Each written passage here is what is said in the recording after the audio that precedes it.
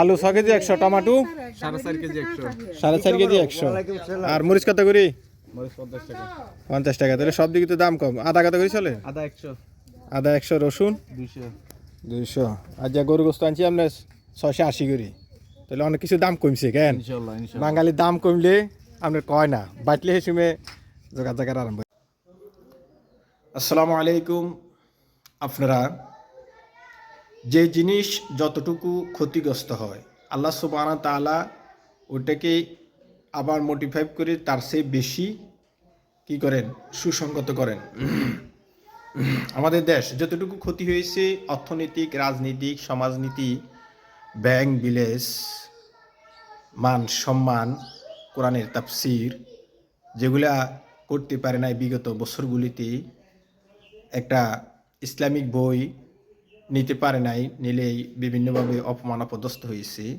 আল্লাহ সুবহানাহু ওয়া তাআলা ওইটাকে ততটুকু উপরে উঠাইবেন, সুখ সমৃদ্ধি দান করবেন সব দিক দিয়ে। এটা কার মধ্যে দিবেন, কার উসিলায় দিবেন, এটা আল্লাহ সুবহানাহু ওয়া তাআলা ভালো জানে।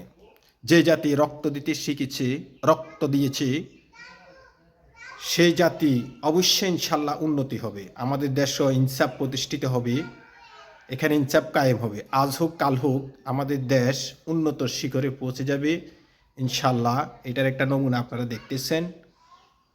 বিগত বছরগুলিতে মানুষ যতটুকু নিষ্পেষিত এবং অর্থনৈতিকভাবে মান সম্মানের দিক দিয়ে সব দিক দিয়ে যে যতগুলো হেয় প্রতিপন্ন হয়েছে, আল্লাহ তাদের ততটুকু সম্মান বৃদ্ধি করে দিবে।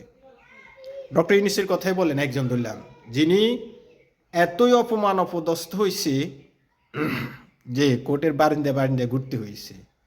আল্লাহ সুবহানাহু ওয়া তাআলা একটা উসিলা করে ওনাকে এমন মর্যাদায় পৌঁছে দিয়েছেন, এখন তাকে সবাই কী করে সিলেক্ট করতেছে।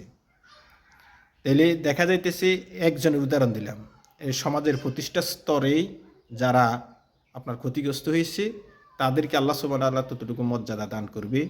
আমরা যেন সেদিকে লক্ষ্য রাখি।